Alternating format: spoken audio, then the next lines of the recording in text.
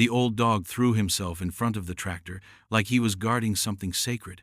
What Calvin found in the dirt would shatter the silence his family had lived with for 40 years. The tractor rumbled across the soft dirt of the east field, its big tires pressing deep into the newly turned soil. Morning fog still clung to the grass, and the sun was just beginning to peek over the ridge, lighting the rows in gold. Calvin Abbott sat high in the seat, his gloved hands steady on the wheel, eyes focused ahead. At 62, he had worked this land his whole life, and there was something comforting about the hum of the engine and the smell of fresh earth. It was quiet, just the way he liked it, except for the faint sound of barking in the distance. Buck had been up since dawn, pacing the edge of the fence line, nose to the ground like he was tracking something invisible. Calvin hadn't thought much of it. Buck was a good dog, always alert. A little jumpy, maybe, since the storm last week, but loyal and smart, with eyes that always seemed to be asking questions. Calvin had rescued him from the shelter 2 years back after his wife died.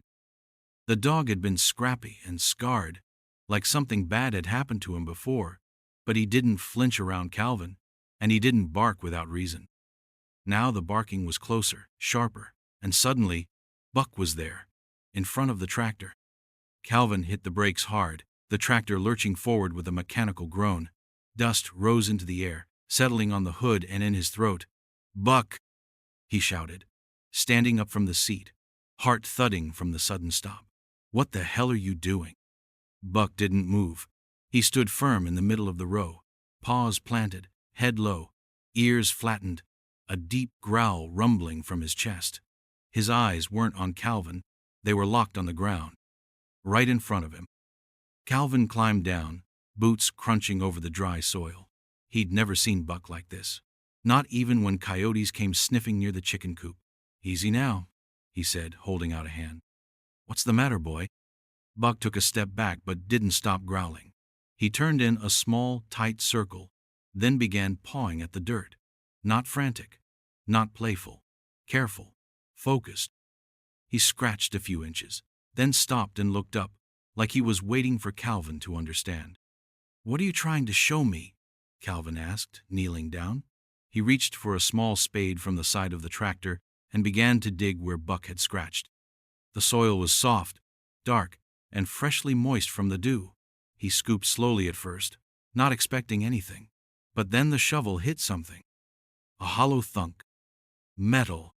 Calvin paused. Buck whined and stepped closer, tail stiff. Calvin cleared more soil away with his hands until the outline of a small metal box appeared. It was rusted around the edges, maybe 2 feet long, sealed tight with what looked like an old latch. "Now, what in the world?" Calvin whispered, brushing the dirt from the top. Buck sat beside him now, panting, his body tense like a spring. He didn't bark. He didn't move. He just stared at that box. And Calvin, heart now beating harder than before, realized this wasn't just a dog being stubborn. Buck hadn't blocked the tractor because he was scared or confused. He'd done it because something buried, was calling him, and he wasn't about to let anyone drive past it. Calvin stared at the rusted box in the ground, his breath tight in his chest. Buck had stopped growling, but he hadn't moved away. He sat right beside the hole, ears up, eyes locked on the box like he was guarding something sacred. Calvin didn't want to open it alone. His hands were steady from years of hard work, but they shook now as he reached for his phone. He called Josie, his daughter, who lived just down the road and helped on the farm when she wasn't at her part-time job at the clinic. "Bring gloves," he told her, "and maybe, I don't know, just hurry." 15 minutes later, Josie arrived in her dusty pickup, her boots barely tied, her hair still damp from a quick shower. She looked at her father, then at the hole in the ground, and then at Buck, who still hadn't moved an inch. "What is it?"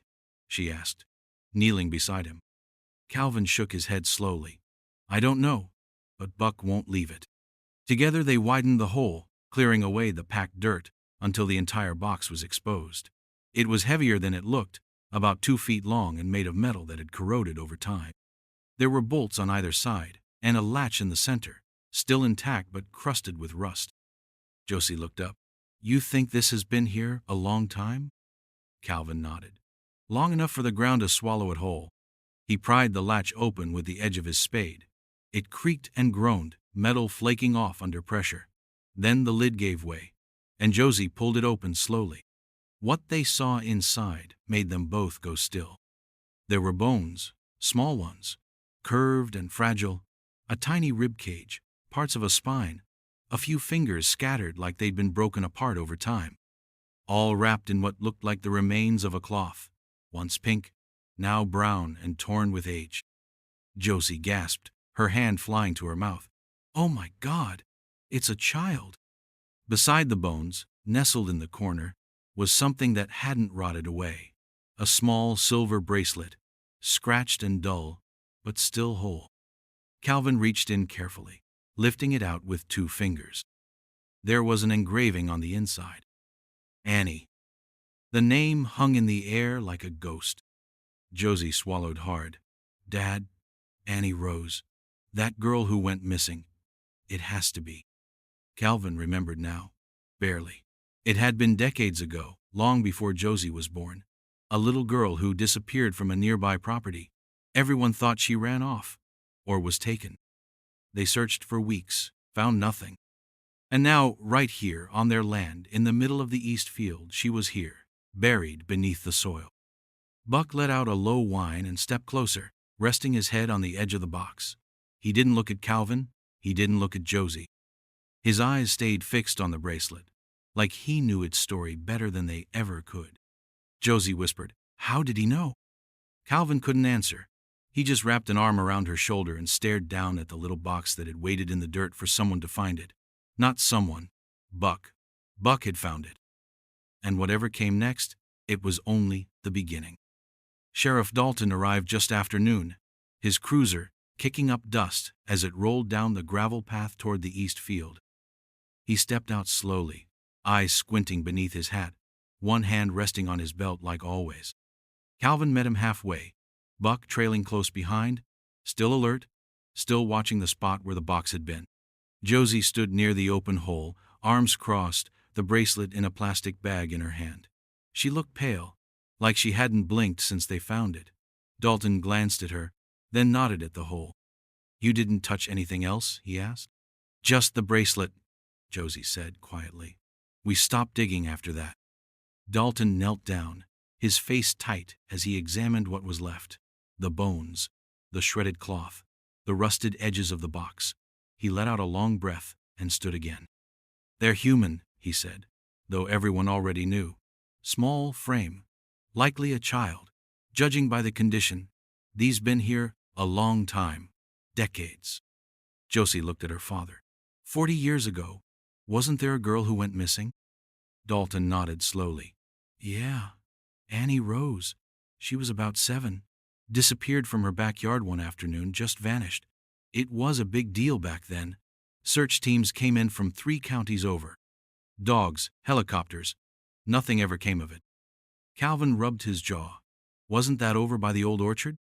Yeah, Dalton said. Last person to see her was her mom. Said Annie was chasing her dog through the trees. The next minute, she was gone. Josie frowned. But this land, our land, it didn't have an orchard.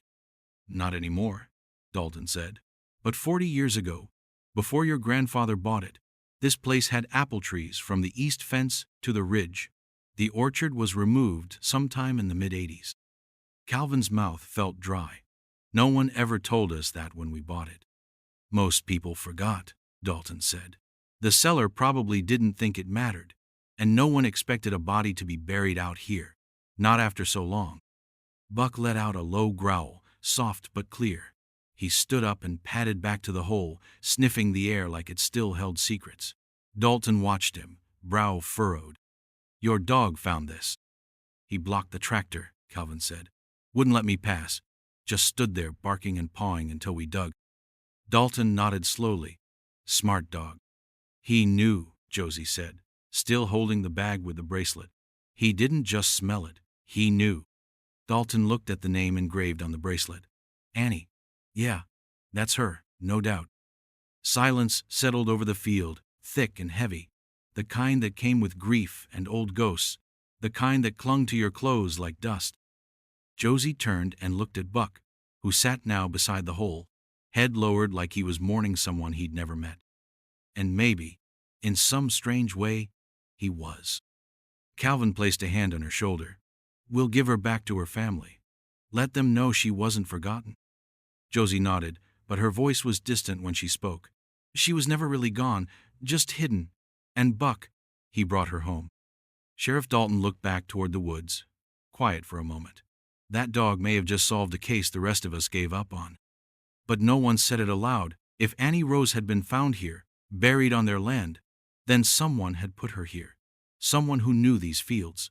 Someone who'd walked this ground long before the tractor did. Someone the earth had tried to keep buried. Until Buck said no. The air in the farmhouse office smelled of old wood and dust, like memories sealed behind every drawer.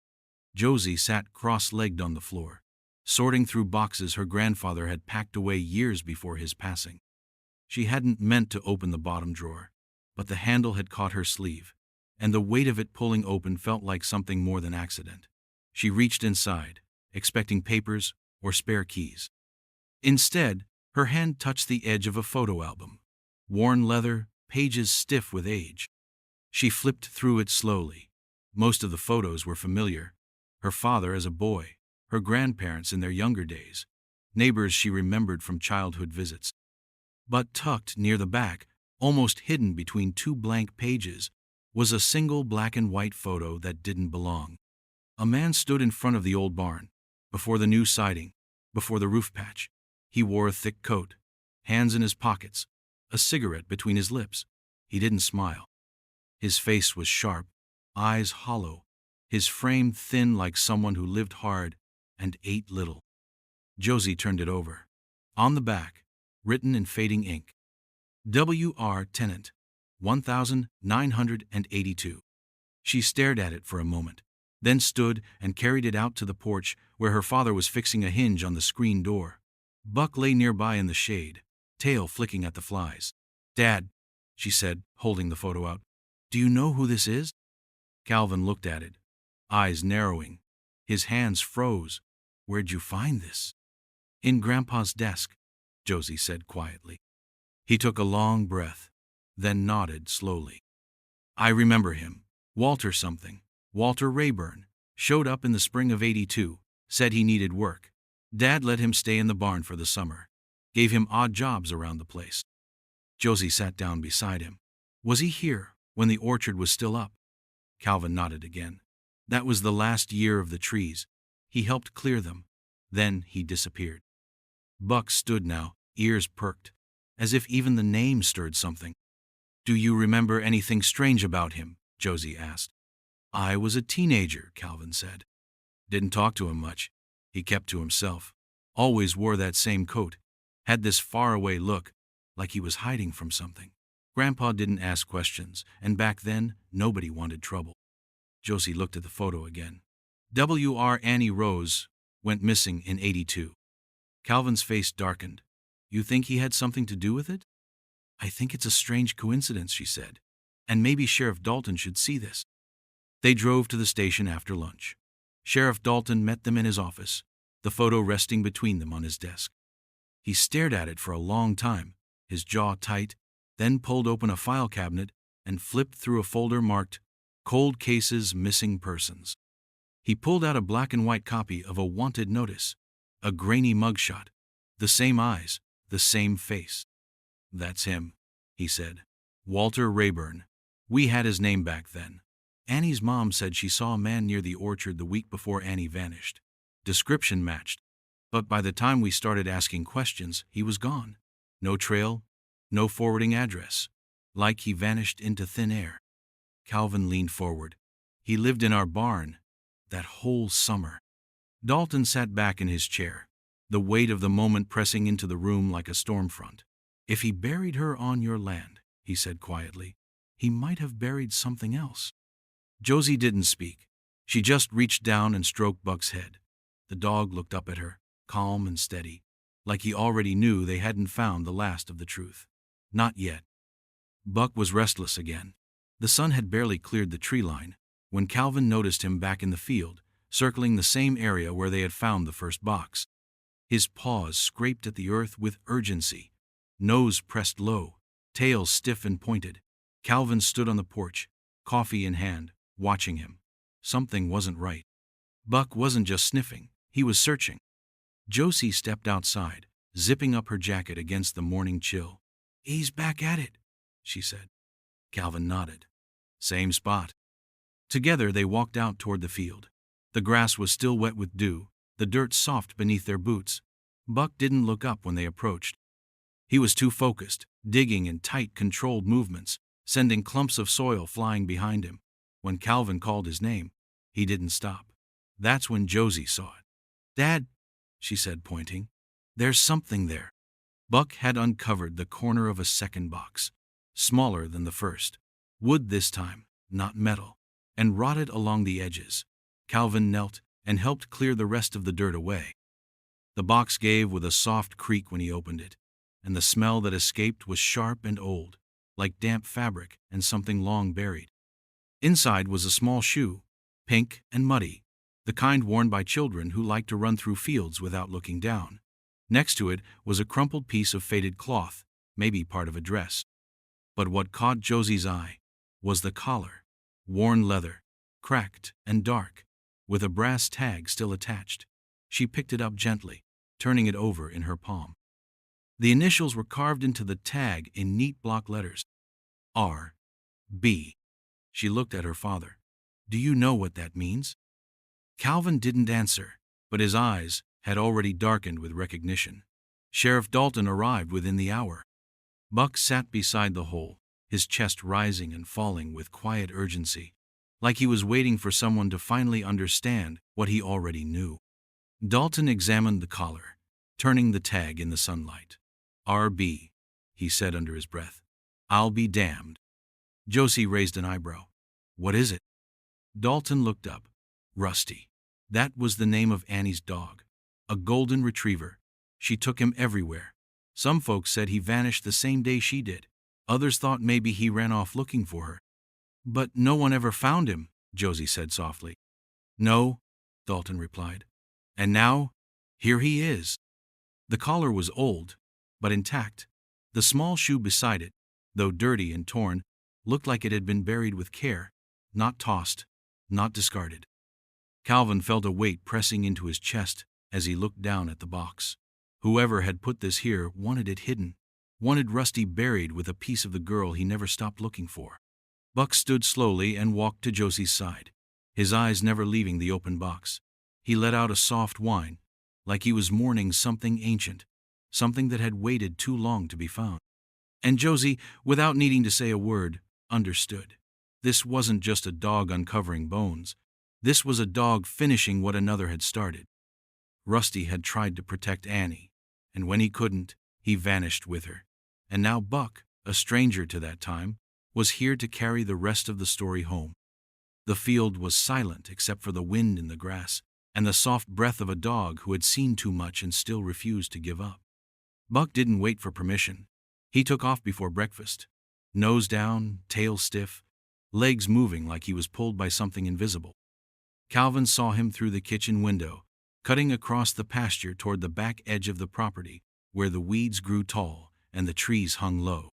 It was a part of the land they never used, a forgotten corner tangled in brush and thorn. Calvin and Josie followed, calling his name, but Buck didn't slow down. He stopped at a clump of overgrown vines, nose pressed to the ground, ears up, body tense. Josie stepped carefully through the tall grass, pushing branches aside, until she saw what Buck had found. A ring of old stones, half buried in moss and dirt, sat beneath the brush. The stones were stacked in a rough circle, sunken at the center, almost invisible if you weren't looking. But Buck had found it. "It's a well," Josie said quietly, brushing dirt from the edge of the ring. "Or it used to be." Calvin joined her, pulling vines away. "Hasn't been touched in years. I didn't even know this was here." The opening was covered with warped wooden boards, nailed down long ago and now softened by time. Buck growled low, pawing at the edge of the boards, then backing away like he knew what was underneath. Josie crouched down, gripping the edge of one board. "We need to see." Calvin helped, and together they pulled the boards loose. The last one came free with a crack, snapping in half as it gave way. The smell hit them like a wall, sharp, rotted, heavy with damp decay. Josie turned her head, pressing a sleeve over her nose, her stomach tightening. Calvin leaned over the edge, squinting into the dark. At first, he saw nothing, just shadows and wet stone. But then the light caught something shiny, something wrapped, plastic. Tucked into the corner of the well, wedged between rocks. "There's something down there," he said, voice flat. Josie's heart pounded. "Is it her?" "No," Calvin said after a long pause. "Too big." They called Sheriff Dalton right away. Within the hour, deputies arrived with ropes and gear. A technician was lowered into the well and came back up pale and silent. He nodded once. "There's a body," he said. "Male. Wrapped in plastic. Looks like it's been there a long time." Dalton looked at Calvin, then at the crumbled ring. "You sure you never knew this was here?" Calvin shook his head. "Never saw it before today." Josie didn't speak. She just watched Buck. The dog sat a few feet away, still staring at the well, still as stone. He didn't bark, didn't move, like he was guarding something too old to be spoken aloud. Later, the coroner confirmed it wasn't Annie. The remains were adult, male. Judging by the state of the body and what little was left of the clothing, the man had died around the same time Annie vanished. Early 1980s. Josie turned to Sheriff Dalton. "Walter Rayburn?" Dalton nodded grimly. "That'd be my guess." So Annie's suspected killer had been here all along, dead, buried deep in a forgotten well no one even remembered existed. Someone had hidden him, wrapped him like garbage, and sealed him in stone and silence. Someone with something to hide.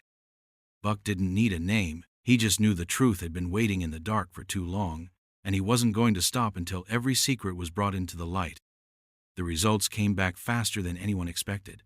Sheriff Dalton called early that morning and asked them to come by the station. Josie and Calvin sat across from him in his office, the photo of the well still on the desk beside a thick folder. Buck stayed in the truck, pacing in the back seat, his eyes locked on the station door. "It's Walter Rayburn," Dalton said, opening the file. "Dental records confirmed it last night." Josie folded her hands in her lap, her mouth dry. Calvin leaned forward slowly, nodding once. Dalton didn't sugarcoat it. He died from blunt force trauma. One hit to the head, clean, fast. There were no defensive wounds, no signs he fought back. "He didn't fall," Josie said softly. "Someone hit him, hard enough to kill him." Dalton nodded. "Looks that way." He slid a clear evidence bag across the desk. Inside was a faded strip of fabric, pink and frayed at the edges. A child's hair ribbon, tied loosely, stained with time and dirt. It looked like it had once been bright and cheerful. Now it was quiet and cold. "Found this in his coat pocket," Dalton said. "We believe it belonged to Annie. Her mother said she always wore two, one on each side." Josie touched the bag gently. "She only had one when we found her." Calvin stared at it for a long time. "So he took her. Or was there when she died?" Dalton nodded. "That's the story we've always leaned toward. But now we know what happened to him too." They drove home in silence. Buck barked once as they approached the truck, but it wasn't playful. It was sharp and low, like he already knew what they'd learned. Josie opened the door and let him hop out. He went straight to the fence line and stared out toward the trees, toward the well. Back at the house, Josie sat at the kitchen table, the photo of the ribbon still in her hand. Calvin poured coffee, but neither of them drank it. "He didn't just die," she said after a while. "He was killed. Someone buried him out there and covered the well like it never existed." "Your grandfather?" Calvin asked quietly, not meeting her eyes. Josie shook her head. "I don't know, but someone on this land knew what happened. Maybe saw it, maybe did it." They both turned when Buck began growling again. He stood at the window, eyes fixed on the distant trees, body tense like a coiled spring. "He hasn't stopped since we found the second box," Josie said. "And now this." He doesn't want anyone near that well. He's guarding it, Calvin said. Like there's more. Josie stared out into the field, her thoughts racing. One child buried in a box. One man stuffed in a forgotten well. A ribbon in his pocket. A dog that wouldn't stop digging. Someone tried to end this story a long time ago, she said. Tried to bury it all, Annie, her dog, the man who hurt her. But they didn't bury Buck, Calvin said. And Buck's not going to let it stay hidden. Out in the yard, the wind moved through the trees, and Buck stood still as a statue, watching something no one else could see. The chimney hadn't been cleaned in years. Josie could still remember sitting in front of it as a little girl, watching her grandfather stir the fire with an iron poker, always careful, always quiet. Since his passing, the fireplace had gone cold. The bricks were dark with ash, the hearth cluttered with old kindling and soot. Josie had decided it was time to clean it out, not just for warmth, but for peace. She knelt with gloves and a small brush, scraping away the buildup along the back wall. The house was quiet, except for the occasional creak of the floorboards and Buck's soft breathing behind her. He didn't sleep much these days, just rested with one eye open, always watching.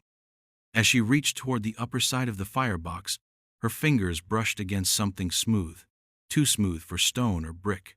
She leaned in closer, using a flashlight to examine the area. There was a seam in the masonry, just barely visible. Her heart picked up speed. She pressed gently. Nothing moved. Then she grabbed the end of the poker and tapped the seam. A soft click echoed through the chimney, and the section of brick gave way. It swung open like a tiny door.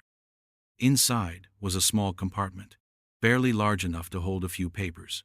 Nestled deep in the hollow was a weathered journal, the cover cracked and dry, the pages yellowed but intact. She pulled it out slowly, hands shaking. She sat down at the kitchen table, Buck at her feet. Carefully, she opened the journal and began to read. The handwriting was unmistakable, her grandfather's, page after page of neat lines, quiet thoughts, farm notes, weather patterns, crop yields, mentions of Calvin as a boy, notes about the orchard, the tractor, and the day-to-day rhythm of farm life. But then near the back the entry shifted. The words became rushed. The lines were uneven. Her grandfather had stopped writing about corn and started writing about fear. One entry, dated August 14, 1982, stopped her cold. He hurt her. I saw it. I didn't mean to hit him that hard, but I couldn't let him walk away. Josie's breath caught. She turned the page. The next one was blank, and the next. There were no more entries. She read the words again and again, her fingers trembling. He hurt her. Walter Rayburn. I saw it. Her grandfather. Watching. Witnessing. I didn't mean to hit him that hard. The well. The body. The forgotten stone ring. I couldn't let him walk away. He had buried the man. Quietly. Carefully. And never spoke of it again. Josie looked down at Buck, who had raised his head, sensing the shift in the air. She ran a hand gently over his back. The journal lay open beside her, its truth finally uncovered after all these years. She didn't cry, not yet, but she felt the weight of what had been carried in silence for 4 decades. Her grandfather had seen the unthinkable, had acted in the moment, and then lived with that secret until the end. Buck let out a low breath and laid his head on her foot. The fire still hadn't been lit, but Josie knew now. This house had always burned with truth, just waiting to be found. The morning of the memorial came with a soft gray sky, the kind that held the promise of rain but never quite delivered. Josie stood beside her father near the old oak tree that overlooked the field. The same field where Buck had first planted his paws in the dirt and refused to move. The ground was quiet now. Freshly turned earth sat beneath a small white cross, and next to it, a new marker carved with a name that had waited too long to be spoken again. Annie Rose Carter. 1975. 1982. Forever loved, finally found. People came slowly at first. A few cars from town, neighbors, old friends, and then others. a woman with silver hair and trembling hands, who had once been Annie's aunt. A cousin who remembered her only through stories. Even the mailman, who was too young to know her but said his father had searched the woods for 3 days back then. The sheriff came too, dressed in his formal uniform, hat in hand, standing quietly at the edge of the crowd. No one spoke loudly. No one smiled. There was only the low murmur of shared memory and the soft hush of wind through the trees. Buck lay beside the grave, his body still, his head resting on his front paws. He didn't bark, he didn't whine, he just watched, like he understood this was for her. For the little girl who never got to grow up, for the child the world forgot, but he never did. Cameras clicked from the side. News vans parked along the edge of the dirt road. A reporter tried to interview Josie, but she gently shook her head. "This isn't about us," she said. "It's about her. It's about what Buck found." One by one, people approached the grave and laid down something small. A flower, a note, a ribbon. Buck stayed beside each one, never moving, never flinching, even as more people gathered around him. A child reached out to pet him once, and Buck allowed it, just a soft look in his eyes and a slow wag of his tail. But he stayed close to the dirt, close to the truth. Josie stepped forward and knelt beside the grave. She placed the bracelet they had found in the box on top of the stone, right next to a folded paper flower. Her voice was quiet, almost a whisper. "You were never alone." "Not really." She looked at Buck. "He knew you were here. He never let go." For weeks after they found her, Buck returned to the field every morning. He would stand there before the sun rose, nose to the wind, ears twitching as if listening to something beyond the trees. Only after a while would he turn back toward the house, as if satisfied that the silence finally made sense. Now, with the earth closed over and the name carved in stone, he had stopped his early patrols. He still watched the trees, still listened, but he no longer paced. He no longer dug. He had done what he was meant to do. When the ceremony ended, the crowd slowly thinned. Cars drove off. The wind picked up. But Buck stayed beside the grave until the sun dipped low behind the hills. And when he finally rose, it was with the quiet dignity of a dog who had kept a promise. Josie waited for him at the gate. She didn't call his name, she just opened it, and Buck walked through, his head held high and his shadow long behind him. The barn was quiet, filled with the smell of hay and old wood. Dust floated in beams of light that came through the cracks in the walls. Josie had just finished feeding the goats when she noticed Buck standing at the far end of the barn, in the tack room, staring at the floor. She wiped her hands on her jeans and walked over. Buck didn't move. He looked at her, then back at the ground.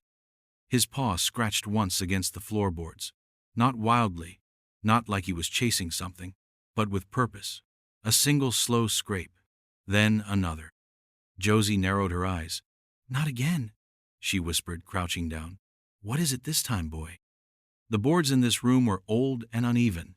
Some had warped from rain and time, and others had settled with age. But the one Buck stood over was different. It didn't quite match.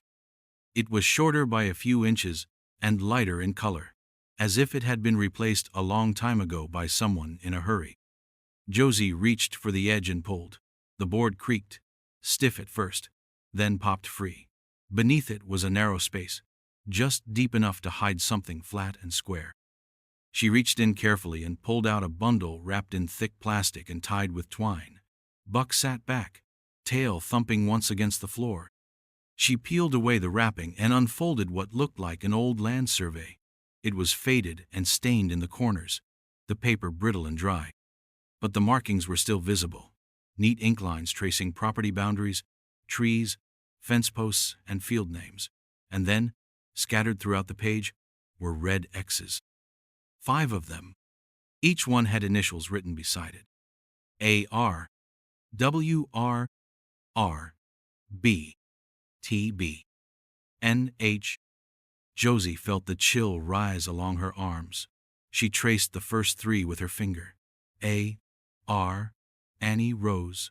W. R. Walter Rayburn. R.B. Rusty, the dog. These had already been found. She swallowed hard. 2 more remained. Calvin stepped into the barn just as she was folding the map back up. Everything all right? Josie nodded slowly. Buck found something again. Calvin looked down at the open floor and then at the map in her hand. She passed it to him without a word. He studied it for a long moment, his brow furrowing deep. These initials, he said. You think they're... I think Grandpa knew more than he wrote in that journal, Josie replied. I think he marked every place tied to what happened. Maybe there were more victims, or more secrets. And Buck, he knew where to find it. Calvin sighed, the weight of it all settling on his shoulders. That dog's not just a dog. No, Josie said quietly. He's the one unburying what the rest of us tried to forget. Buck stood now, turning toward the barn door, ready again. His job wasn't finished. There were still pieces of the past scattered beneath the soil, waiting for someone to listen. And Buck, steady and silent, was already walking toward the next truth. The dig site had grown. What started as one patch of disturbed earth had become a stretch of ground marked with yellow tape, flags, and plastic markers poking up like tiny graves. The forensics teams came in quiet, respectful, not the way movies show it with shouting and spotlights, but with steady hands and tired eyes. They didn't need to be told what they were walking into. The map Josie found, the initials, the stories, none of it felt like history anymore. It felt present. It felt alive. Calvin stood with Sheriff Dalton near the fence, watching a young technician gently brush soil away from something long and thin, maybe a shoe, maybe a button. Josie stood closer, arms crossed tight, her face pale beneath the brim of her cap. Buck lay just behind her, head resting on his front paws, watching too. They had already confirmed another set of remains the day before. A boy, maybe 10 or 11. The initials on the map matched. T.B. Tommy Burke. He had gone missing a year after Annie. His case had never made the news like hers. His family had moved shortly after he disappeared. No one remembered him, not really. Except the map. And Buck. The team found pieces of clothing, small bones, a metal toy car buried beside the boy's ribs. Each discovery felt like a whisper from the earth, a quiet voice that had been waiting decades to be heard. Later that afternoon, they uncovered the last marked spot. Another child, a girl this time. Necklace still around her neck. N.H. Nicole Harris. Gone in 1984. Her file had been thin, one photo, barely a paragraph. They said she'd run away. But now, no one could say that anymore. Josie crouched beside Buck and laid her hand gently on his back. His ears twitched. His eyes didn't leave the open ground. You knew, she whispered. You knew all along. Calvin came over, the weight of the last few days pressing hard in his voice. That first morning, I thought he'd lost his mind, jumping in front of the tractor like that. Josie nodded. He wasn't trying to stop the tractor. He was trying to stop the silence. Dalton walked over slowly, hat in hand. This was never just one tragedy, he said. Someone used this land for something dark, and then tried to bury it like it never happened. But Buck wouldn't let it go, Josie said, looking at the dog curled at her feet. He heard it, felt it, maybe he smelled it, but it was more than that. He knew. Dalton looked down at Buck, his voice low. Some dogs are born to protect, some to comfort, but this one, he's a witness. The sun dipped low behind the trees, casting long shadows across the ground. The forensics team packed up for the night, marking what still needed to be processed in the morning. The field was quiet again, except for the soft wind and the slow breathing of the dog who never gave up. Buck stood, stretched, and walked to the center of the flags. He sat down, not over a grave, but between them, facing the horizon. And in that still moment, it was clear he hadn't just found the truth. He had carried it, all this time, waiting for someone to finally listen. The field that once held so many secrets had gone still. The yellow tape was gone now, the flags removed, the equipment packed away. What remained was grass, soft and green, growing over ground that had been turned, tested, and broken open. The air felt different these days, Lighter, quieter, but not empty. The kind of quiet that settles after a long storm has passed. Calvin sat on the porch in his usual spot, coffee cup in hand, boots planted firm on the wood, eyes on the land he had worked his whole life. Josie sat beside him, arms resting on her knees, a blanket draped over her shoulders even though the breeze was warm. And lying between them was Buck, stretched out across the boards, tail flicking now and then, ears relaxed, eyes half closed but still watchful. No one said much these days. They didn't have to. The press had come and gone. A few newspapers had called him a hero. One reporter even asked if Buck would be given a medal, or if the town planned to name a day after him. Sheriff Dalton had smiled politely and said, maybe, but then he'd looked down at Buck and added, he doesn't need a title. He knows what he did. To the Abbotts, no words were needed. No plaques, no headlines. What Buck had done couldn't be measured in trophies or interviews.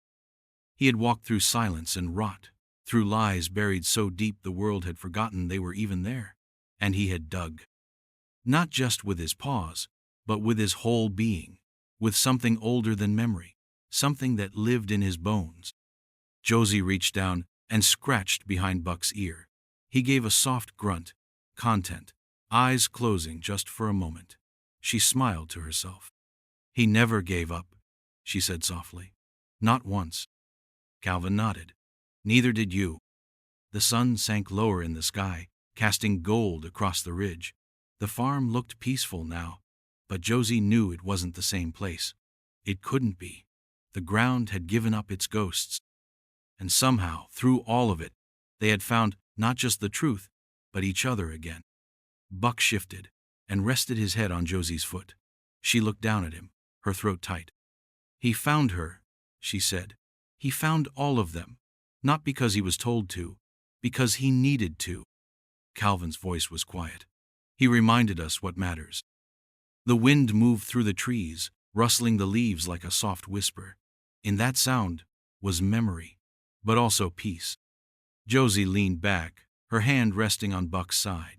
Some dogs fetch sticks, some guard doors, but this one, he uncovered the truth. Calvin chuckled low. He did more than that. He saved us. Buck didn't lift his head.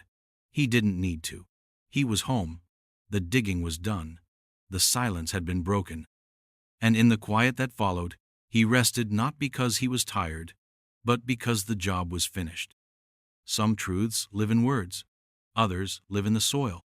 And sometimes it takes a dog to dig deep enough to find them. If this story moved you like it moved us, please give it a thumbs up and consider subscribing. There are more powerful stories waiting to be uncovered. Just like Buck never gave up, neither do we.